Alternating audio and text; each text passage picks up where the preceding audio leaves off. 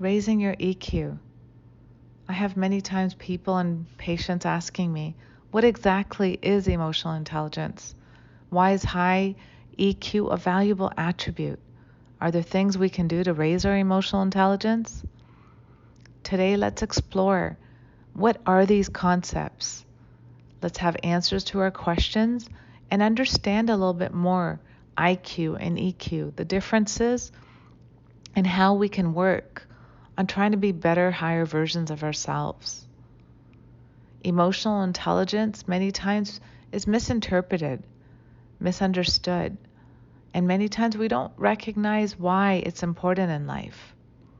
It is a trait that many people sought to become great leaders or better in relationships. But emotional intelligence is more than an attribute that helps us get ahead in life.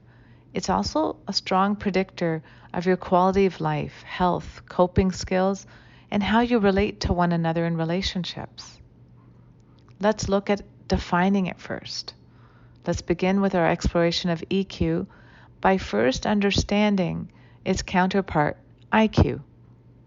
IQ is intelligence quotient, and it's defined as a measurement of our knowledge of the outer world, how it works, and how we reason with the world and solve outer world problems.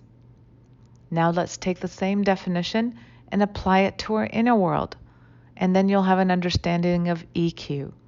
In short, emotional quotient, EQ, is a measure of how well we know and understand our inner selves, our feelings, what makes us tick, and how well we comprehend and interact with others. EQ is all about the degree to which we understand, relate to, and act with compassion for ourselves and others. In other words, IQ is what we know and understand and how well we navigate the world around us. And EQ is what we know and understand and how well we navigate the world within us, our emotional lives. High EQ individuals are very self-aware and in touch with their feelings. Since they know oftentimes what makes them angry, upset, fearful, triggered, and then they're not at the mercy of their negative emotions as easily.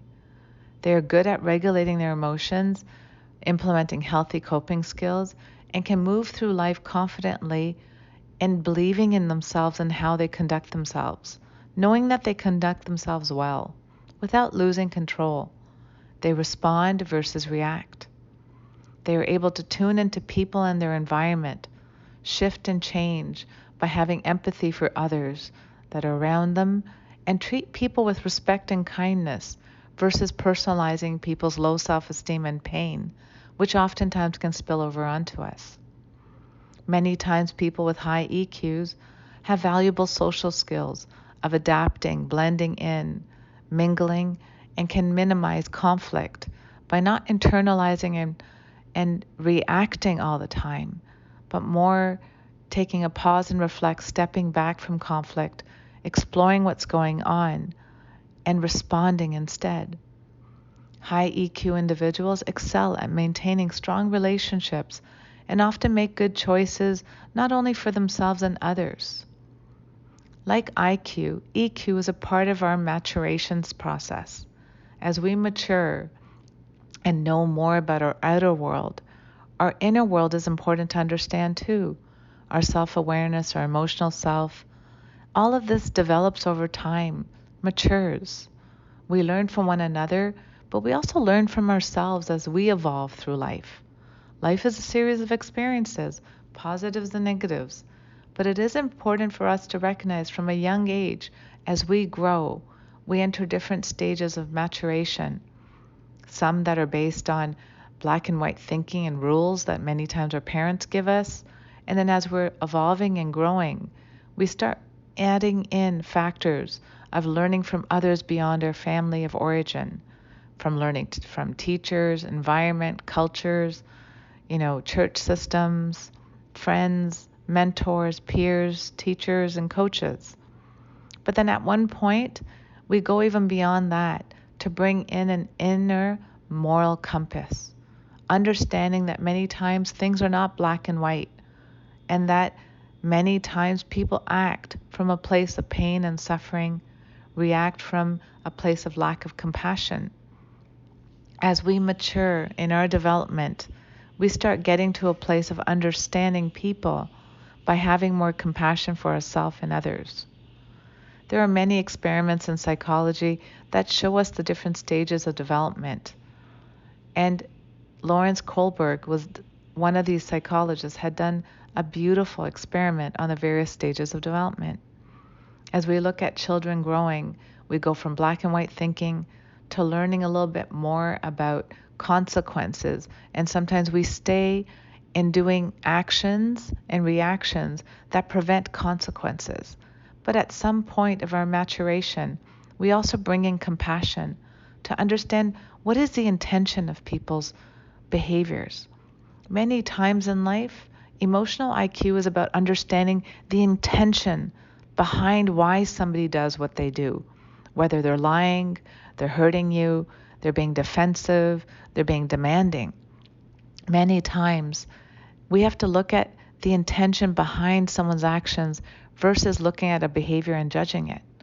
Sometimes, people in fear and low self-esteem can come across hard, can come across, dominant, can come across very controlling, like black and white, because they are afraid of losing control, because they are afraid of being in a place of vulnerability. And so many times it's important for us to recognize that our maturation emotionally is about understanding people's intentions and acting out of compassion for ourselves so that we don't personalize things, but also for others who may be acting in a way that doesn't make sense to us. A shocking reality is we assume that all adults reach different stages of development like we do, and the truth is many people don't. Many people remain questioning, rule following, black and white thinking, or role model whatever their parents have gone through. It is important for us to question poor role modeling in our homes, where maybe our parents were anxious, very black and white in their thinking patterns, and lacked compassion, which maybe we have learned ourselves as a way to protect ourselves. We don't need to protect ourselves. We need to learn more compassion and believing in our skill set to be higher, better versions of ourselves. Many people live fear-based lives, in self-doubt, and that hinders your personal growth and limits your understanding, acceptance, and interactions with others. Then we start leading our life driven by behaviors that are not adaptive, but then also bring in unhealthy habits of reinforcing anxiety, depression, poor coping skills, or living with unhealthy behaviors like overindulging in alcohol and drugs, overworking, or doing other behaviors that negatively impact our health and quality of life. It is important for you to start exploring, do I believe in myself? Are my intentions good? And even if somebody misinterprets me, can I realize that my intention was good and didn't mean to cause harm, but maybe I'm replaying modeled behaviors or patterns I've learned that are not healthy for me? Each and every one of us need to pause and reflect and look at our emotional states. Do I understand me? Do I trust me? The more you trust yourself and understand you, it gives you the awareness to be able to understand others and trust others. People's intentions many times are good, but their behaviors can come across rubbing us the wrong way. It is important for you to raise your IEQ because it's important for you to have a better quality of life. A greater self-awareness leads to an increased ability to empathize with others and relate to people authentically. As you relate authentically to others because you're understanding you, you create a greater social skill and you also create a better connectedness with others. This allows you to be in your highest and best, interacting with confidence in the moment with not only compassion, but strength and knowing that each and every moment you can handle whatever shows up. Life only brings you what you can handle. Let's take a moment now to exploring raising your EQ and understanding in the moment that there is no better place than here and now to go inwards. Give yourself credit for how far you've come, who you've become. all the skills that you have in place to deal with emotions, but also recognize and humble yourself. We're all perfect and a work in progress.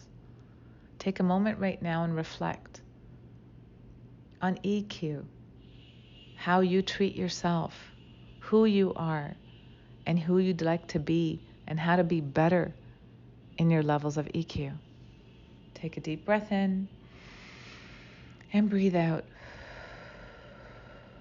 Another deep breath in and breathe out. And allow yourself to have a mindful moment right now, exploring your level of EQ and exercising awareness of what areas you need to work on to be more emotionally connected, not only to yourself, but others, with compassion, kindness. Let's take a deep inhale in and breathe out.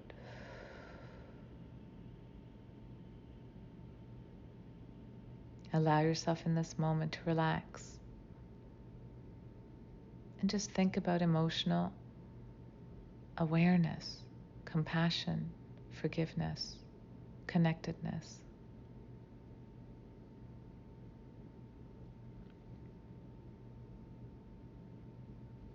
As I gently bring you back, there are 3 steps to raising your EQ. Get to know you. When you understand your emotions, you become emotionally intelligent. You will soon find yourself better at handling any emotional curveball that comes your way. Build empathy for others. The better you get to know yourself, the better you'll be able to understand and show compassion for others. And think before you act or react.